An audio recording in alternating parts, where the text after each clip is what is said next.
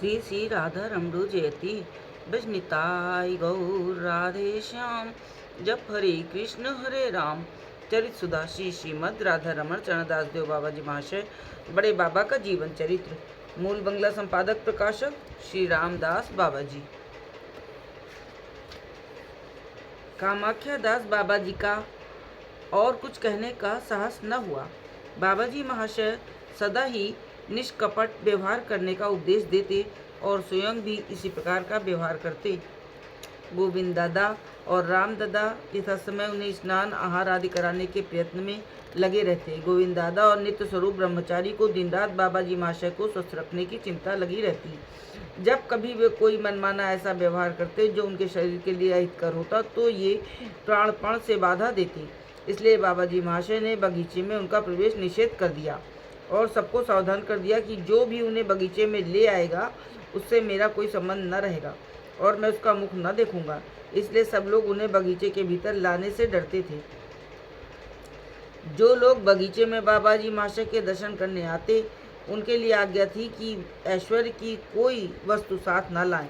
यदि भूल से कोई घड़ी, चेन या हाथ और गले के कीमती बटन लगाकर आता, जब तक उसे राधा कुंड के जल में फेंक न देते तब तक चैन से न पाते। बहुत से लोग कठिन व्याधियों के कारण गले या हाथ में ताबीज पहने हुए आते। बाबा जी महाशय उन्हें देखते ही उनके ताबीज जल में फेंक देने का आदेश करते। एक दिन एक दमे के रोगी का ताबीज फेंका जाने लगा। तब वो बोला, ताबीज उतारते ही मेरा दमा बढ़ जाता है, क्या करूं? इन्होंने कहा, कोई चिंता की बात नहीं, राधा कुंड और श्याम कुंड के जल में अच्छी तरह गोते लगा लेना, तुम्हारी सारी व्याधि दूर हो जाएगी। उस वृद्ध पुरुष के जल में गोते लगाते ही उसका सारा रोग दूर हो गया। इस प्रकार जिसने भी विश्वास किया उसने फल पाया, जिसने नहीं किया वो वंचित रहा। एक दिन एक व्यक्ति कई मोटे कागज लेकर आया जिन पर लिखा था, हरे कृष्ण कृष्ण कृष्ण हरे हरे, हरे राम राम राम हरे हरे। श्री कृष्ण चैतन्य प्रभु नित्यानंद, हरे कृष्ण हरे राम, श्री राधे गोविंद प्राण गौर नित्यानंद, बजनिताई गौर राधे श्याम। जप हरे कृष्ण हरे राम। जैसे ही उसने इन्हें बाबा जी महाशय के सामने रखा, इन्होंने इन्हें तुरंत राधा कुंड में फेंक देने का आदेश किया। भक्त ने कुछ अनमने भाव से कागजों को जल में फेंक दिया। इच्छा में प्रभु की क्या इच्छा थी वही जाने। कागज जल में डूब गए। महात्मा अवधूत ज्ञानानंद स्वामी के शिष्य श्रीयुक्त गोविंदानंद परिव्राजक महाशय वहाँ उपस्थित थे। वे बोले, बाबा आप सदा नाम के महात्मा का कीर्तन किया करते हैं, आज ये कैसा नाम का अपमान किया? सब नाम डूब गए। बाबा जी महाशय मृदु मुस्कान के साथ बोले, गोविंद, नाम यदि नित्य चिन्मय है तो उसका कभी विनाश नहीं हो सकता, वो क्या कभी डूब सकता है? गोविंद, हमने अपनी आंखों से देखा डूबते हुए बाबा जी, वो सिर्फ तुम्हारी परीक्षा है। नाम की शक्ति कहाँ जा सकती है, किसी को विश्वास हो या न हो। ये सुनकर सब चकित रह गए। दूसरे दिन 8 बजे के लगभग नाम के कागज घाट पर आकर लग गए। बाबा जी महाशय जहाँ बैठे थे वहाँ से कागज दिख जाने की कोई संभावना न थी, पर वो मुस्कुराते हुए बोले, गोविंद, जरा राधा कुंड जाकर देखो कि नाम नित्य सत्य अखंड और अव्यय है या नहीं, और नाम के सब कागजों को यहाँ ले आओ। सुनते ही गोविंदानंद और बाकी सब लोग भागकर राधा कुंड के किनारे गए और नाम के कागजों को ऊपर तैरते देख अवाक रह गए। जो भक्त इन्हें लाया था उसने परम आनंदपूर्वक इन्हें उठा लिया और कहने लगा, आश्चर्य, दिन भर जल में डूबे रहकर इन्हें नष्ट हो जाना चाहिए था, ये तो और भी अधिक उज्जवल हो गए हैं। है हम कैसे अविश्वासी हैं, हमने बाबा जी महाशय की बात का किंचित मात्र विश्वास नहीं किया, तब तो ये परिणाम हुआ। यदि विश्वास करते तो न जाने क्या फल पाते। इतना कह वो रोते रोते बाबा जी महाशय के निकट आया और नाम के कागज उनके हाथ पर रख दिए। सब लोग अपने अविश्वास के कारण अवताप करने लगे। बाबा जी महाशय नाम के कागज लेकर घर के बाहर और भीतर दीवार पर लगाने लगे। किसी ने आकर पूछा कि गोविंद दादा और नित्य स्वरूप क्या करें, तो इन्होंने उत्तर दिया कि वे श्रीधाम वृंदावन चले जाएं। वे इन्हें प्रणाम कर श्रीधाम वृंदावन चले गए। एक दिन सातगाछिया के श्री कुंज लाल गोस्वामी बाबा जी महाशय के दर्शन करने आए। उन्होंने जैसे ही प्रणाम किया वे बोले, कुंज, कुछ गाय के शुद्ध घी की बड़ी जरूरत है, क्या करोगे बताओ? कुंज, यशोहर में मक्खन मिलता है, उसे लेकर घी निकाला जाए तो? बाबा जी, वही ठीक होगा, तुम शीघ्र जाओ, जहाँ शुद्ध मक्खन मिलता हो वहाँ से 10-12 सेर मक्खन ले आओ, कल अष्टप्रहर कीर्तन आरंभ होगा। कुंज स्वामी हाथ जोड़कर बोले, जो आज्ञा, और दंडवत प्रणाम कर हुगली निवासी श्री नौ गोपाल दे के खर्चे से 15 सेर मक्खन ले आए। बाबा जी मास्टर ने बहुत संतुष्ट हो घी निकालने का आदेश किया। इधर वे अपनी मनोवृत्ति के अनुसार अष्टप्रहर कीर्तन की व्यवस्था करने लगे। दूसरे दिन सवेरा होते होते बड़े कमरे में नाम होने लगा। अपूर्व नाम की ध्वनि से लोग मुग्ध होने लगे। क्रमशः लोगों की संख्या बढ़ती गई। कमरे के फर्श पर भी घी उड़ेला जा रहा था। एक और घी का दीपक जल रहा था। बीच में तुलसी वृक्ष और कई चित्रपट रखे थे। तुलसी परिक्रमा के साथ नाम हो रहा था। फर्श पर इतनी फिसलन हो गई थी कि थोड़ा सा भी तेज चलने से अपने को साधना कठिन था। बाबा जी मास्टर किसी किसी भाग्यवान भक्त को फर्श पर लिटाकर चरण से दबाने लगे। कमरे का दरवाजा और खिड़कियां बंद थी। चारों ओर दीवार पर बड़े बड़े अक्षरों में नाना रूप नाम लिखे थे। दीपक की कालिमा और घी के छींटों से नाम इतने ढक गए थे कि उन्हें पढ़ना कठिन था। गोविंद दादा बोले, अब देखेंगे कि नाम किस प्रकार सर्वशक्तिमान और नित्य है।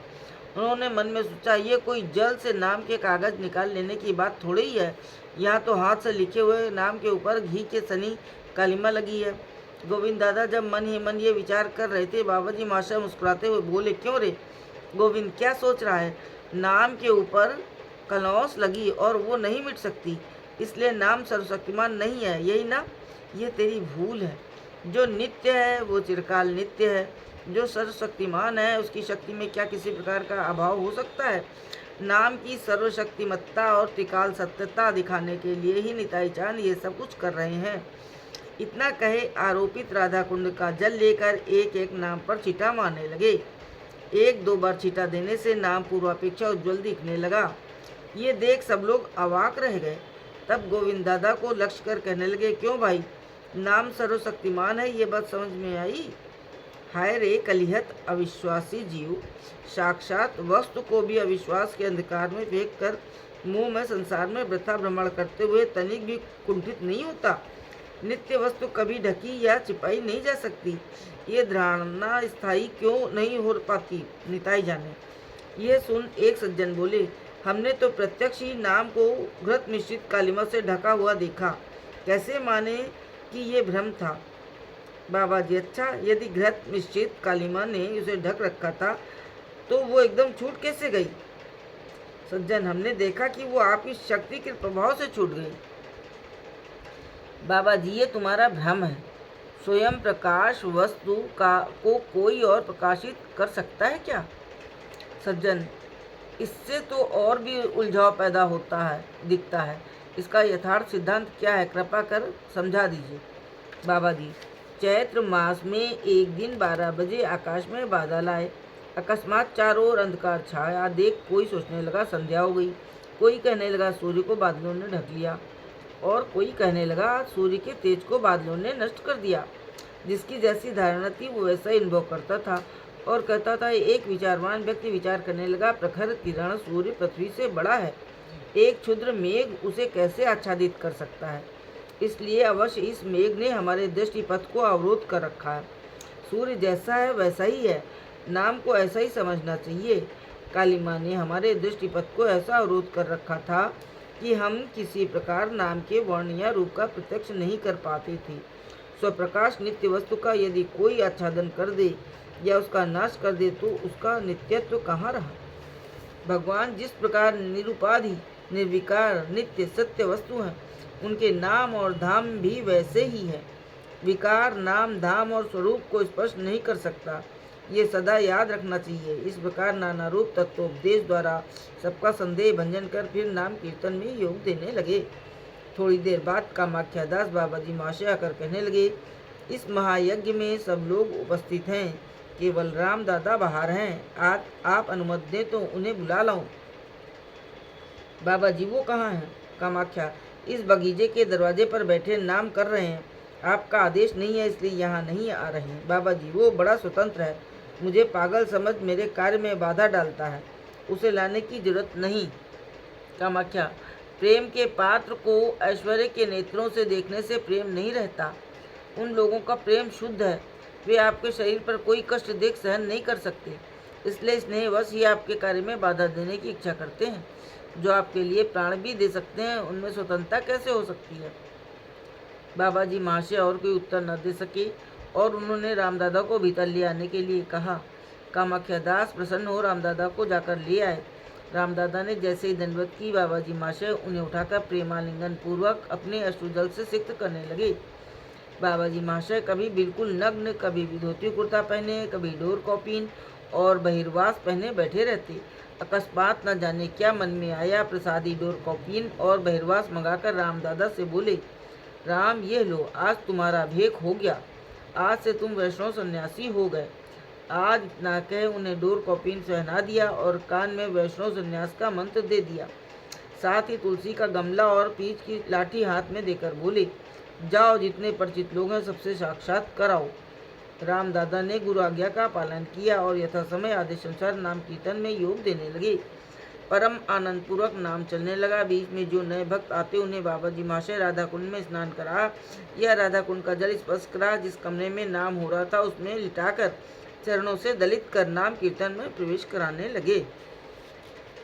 इस प्रकार आनंद में रात बीत गई, किसी को पता न चला। प्रभात में नाम समाप्त कर एक साथी को प्रसन्न कुमार या राय बहादुर के यहाँ से पंचतत्व निताई गौर, राधा गोविंद, हर पार्वती, गौर गोविंद इत्यादि के चित्रपट ले आने को कहा और स्वयं मालसा भोग की तैयारी करने लगे।